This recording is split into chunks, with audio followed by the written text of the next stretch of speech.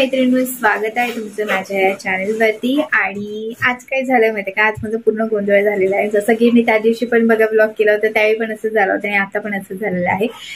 तर आज मी ठरवलं होतं की बेडरूम साफ करायची। त्या दिवशी किचनचं जसं माझं काम राहिलं ना, तसं बेडरूमचंही राहिलेलंच आहे। सकाळी आज ना मी सगळं आवरलं होतं, जेवण वगैरे सगळं गेलं। म्हटलं हे साफसफाई काम आहे तर ते म्हटलं करून घेऊया। तर इथला जो वरचा हा जो कॅबिनेट आहे ना, हा वाला वरचं मी पूर्ण सगळं क्लीन केलं। आणि जो बेड आहे ना, यामध्ये काय काय असं सामान होतं जे की वापरात काय फारसं येत नव्हतं। कधीतरी वर्षातनं एकदा वगैरे असं पण काय काय वस्तू होत्या ज्या वर्षातनं कधीतरी एकदा काढतो। त्याच्यामुळे मी काय केलं की ते बेड मधल्या ज्या वस्तू होत्या तर त्या मी वरती टाकल्या। तर त्यावेळी तो बेड व्यवस्थित ओपन झाला। आणि नंतर मग मी म्हटलं की आता वरचे दोन सगळे कॅबिनेट जे आहेत ना ते साफ झालेत, म्हणून म्हटलं की कपाट म्हटलं नंतर मी आवरेन, नंतर म्हटलं कपडे ठेवेन सगळे लावून वगैरे। तर म्हटलं की बेडचं म्हटलं साफसफाई करून घेऊया, कारण की बरेच दिवस झालं बेडकडे फारसं तिकडे म्हणजे सफाई करायला मी जायला भेटत नाही तेवढं। त्याच्यामुळे म्हटलं की आता ते करेन। आणि नेमकं असं झालंय की बेड जो आहे ना, तर म्हणजे ज्यावेळी उघडतो ना आम्ही त्यावेळी तो लॉक होतो आणि मग ते आपल्याला व्यवस्थित म्हणजे सफाई पण करायला भेटते किंवा काही सामान वगैरे असेल तर ते पण काढायला भेटतं।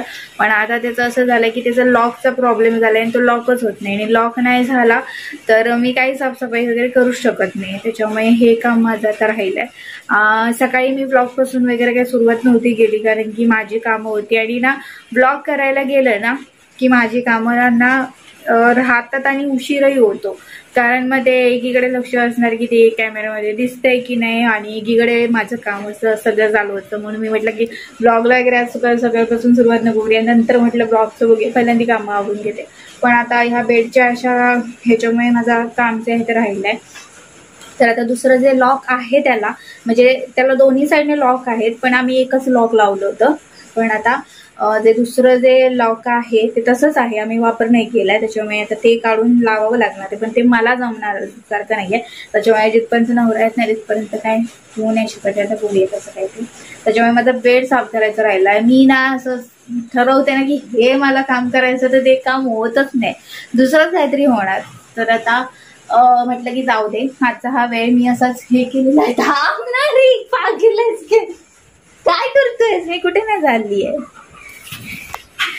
गोल्ड म्हणजे कार्टून आहे, तर त्याच्यामुळे मी हा विचार केला की आता चला कपाटातले कपडे लावून घेते, कारण की ड्रेसिंग टेबल मी आधी पण एकदा साफ केलंय। आता थोडंसं मेसी झालंय त्यामधलं, पण म्हटलं की एवढं काय लगेच साफ करायची गरज नाही, फक्त खालचा कॅबिनेट मी मगाशी साफ करून घेतलाय। आणि आता किती वाजलेत माहित आहे का, बघते तर आता 3:30 वाजलेले आहेत। आणि म्हटलं की आता हे तरी काम करून घेते, तर चला कपडे तरी व्यवस्थित जरा नीट लावून ठेवले। त्या दिवशी 2 कप्पे जे होते ते मी लावून ठेवले होते, ह्याचे पण ठेवले होते, पण परत ते मेसी झालेले आहेत। पण ठीक आहे, आता परत एकदा मी साफ करून घेते। तर चला जास्त बोलत नाही तर मग माझी कामं अशीच राहतात। तर आता इथे काय झालं होतं माहिती आहे का, की माझ्याकडे अशा काही साड्या किंवा ड्रेस असे होते ज्यांचा मी फारसा काही वापरच करत नव्हते। आणि म्हणजे जास्तीत जास्त हेवी ड्रेस किंवा ते हेवी साड्या वगैरे असतात त्या काही फारशा वापरल्या जात नाही। त्याच्यामुळे मग मी त्या अशा बॅगमध्येच भरून ठेवल्यात। आणि म्हणजे ते कसं होतं की कपाटात ठेवल्या तर ते तेवढा जो कप्पा असतो तो वापरायला पण भेटत नाही। त्याच्यामुळे म्हटलं की ते कपाटात ठेवण्यापेक्षा म्हटलं बॅगमध्ये भरून म्हटलं ती बॅग नंतर मग ठेवता येईल आपल्या बेडमध्ये, म्हणून मग मी ते तसं केलंय। आणि त्याच्यामुळे मला एक कप्पा चांगला भेटला, तर त्याच्यामध्ये मला व्यवस्थित असं काय काही इतर सामान जे असतं माझं ते ठेवता येऊ शकेल। आणि गोल्डू काय बघतोय ते काय माहिती, त्याला ते म्हणणार आहे की अरे काय चाललंय हिचं, हे काढत असते आणि ठेवत असते असं त्याच्या डोक्यात चालू असणार आहे। तर हे सगळं ठेवायला मला खूप वेळ लागणार आहे। आणि आणखी पण बरंच काय काय आहे सामान ठेवायचं, पण आता बघूया कसं कसं जितकं लवकर शक्य होईल तेवढं मी बघणार आहे, कारण की मला पटकन सगळं आवरायचं पण आहे। आणि त्याच्यानंतर इतर काही ब्लाऊज वगैरे आहेत तर ती मी एका बॉक्समध्ये ठेवून देते, म्हणजे बॉक्स काय आपला DIY बॉक्स आहे तर त्यामध्ये मी ठेवून दिले आहेत। तर हे आहेत इकडे ब्लाऊज, हे ब्लाऊज बऱ्याचशा साड्यांमध्ये मी वापरते, त्याच्यामुळे मी ते एकत्र असे ठेवून दिलेले आहेत।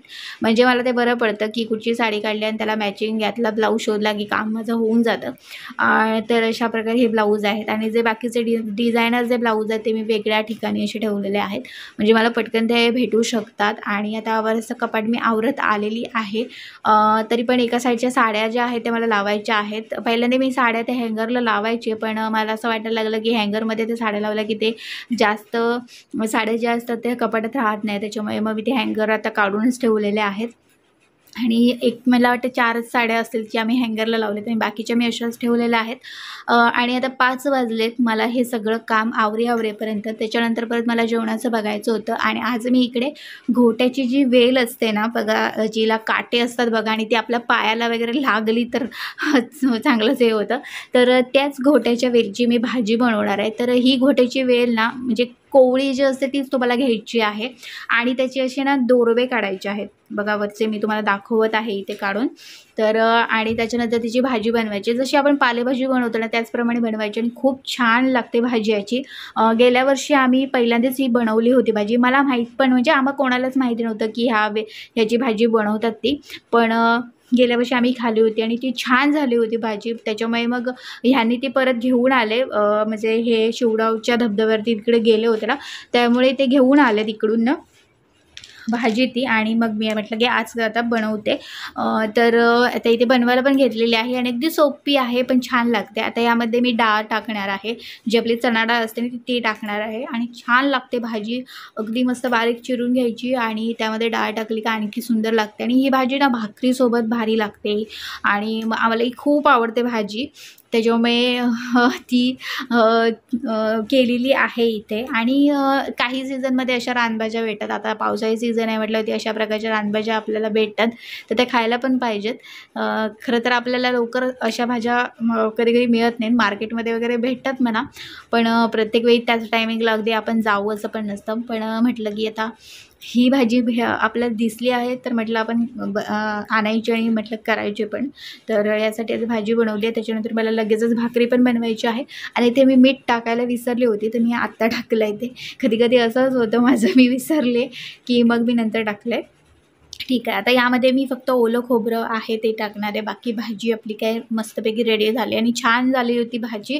तर तुमच्या जवळ पण अशी घोट्याची वेल असेल आणि ती कोवळी असेल तर तुम्ही नक्की भाजी ट्राय करून बघू शकता, खूप छान लागते. आणि इतर काय जेवण वगैरे काय फारसं बनवायचं नव्हतं, कारण की मी आमटी वगैरे सगळं 2 टायमिंगलाच बनवते, त्याच्यामुळे काय इतर काही गोष्टी बघायची काही मला गरज नव्हती. तिकडे आपली भाजी रेडी झालेली आहे. घोट्याची भाजी मी बनवली आणि मी ती थोडी टेस्ट पण करून बघितली आणि खूप छान झालेली आहे भाजी, तर तुम्ही नक्की ट्राय करू शकता. आणि छान आणि अगदी सोपी आहे, काय फारसं कठीण वगैरे काहीच नाही आहे त्याच्यामध्ये. आणि खूप भारी झाली आहे, मला खूप आवडली. आणि मी म्हणजे मला आधी पहिल्यांदा भीती वाटत होती की ह्यावेळी, म्हणजे गेल्या वेळी आम्ही खाल्ली होती भाजी, पण मी स्वतः नाही बनवली होती, पण म्हटलं यावेळी म्हटलं आपण स्वतः बनवणार आहे, त्याच्यामुळे म्हटलं आधी टेस्ट करून बघूया की कशी झाली आहे ती, नाहीतर काहीतरी वेगळं व्हायचं. पण नाही, छान झाली होती भाजी. तर तुम्ही पण ही भाजी नक्की ट्राय करू शकता. आणि आता मला दिवसभर काम करून मला आता कंटाळा आला आहे, ब्लॉग वगैरे पुढे बनवायचा. आणि हल्ली असंच झालं आहे, एकदा व्हिडिओ जातो एकदा नाही जात असं होतं आहे. कारण की व्हिडिओ कधी कधी ना मी व्हिडिओ बनवते पण त्याचं एडिटिंग होत नाही, आणि कधी कधी असं असतं की व्हिडिओज बनवायला वेळ नसतो, असं पण होऊन जातं. त्याच्यामुळे कधी कधी गोंधळ होतं आहे, आज व्हिडिओ येतो उद्या नाही येत असं पण होतं. पण आता काय करणार, सगळ्याच गोष्टी ॲडजस्ट नाही होत, कारण की घरातलं सगळं बघायचं असतं. आणि त्याच्यानंतर ही दोघं जण असतात, जी माझ्या पाठीमागे आहे ही, आणि तो कारण पाठीमागे आहे कुठेतरी पुढे गेला आहे तो बघा, पाठीमागे राहिला आहे तो.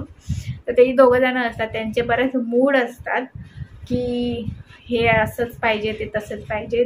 प्राणी जरी असले ना तरी पण त्यांना सगळ्या गोष्टीचं सगळं ज्ञान असतं, त्याच्यामुळे खायचं जरी म्हटलं ना तरी पण त्यांना तर चांगलंच लागतं. आणि मग त्यांना ज्यावेळी खायची असते त्यावेळीच त्यांना द्यावं लागतं, त्याच्यामुळे त्या दोघांनाही बघावं लागतं आणि घरातलंही सगळं बघावं लागतं. त्याच्यामुळे मग नाही जमत सगळे व्हिडिओ करायला. इच्छा असली ना ही मी हे करेन मी ते करेन, मला सगळंच वाटतं मी हे करेन मी ते करेन असं वाटतं, पण ते नाही करू शकत असं पण होतं. तर चला, असा हा व्लॉग आहे, तुम्ही आता इथेच एंड करताय. आता व्हिडिओ पुढच्या व्लॉगमध्ये दिसतं, मस्त आणि मजेत राहा. बाय. स्वीटू बघते बघा कार्टून. चला बाय.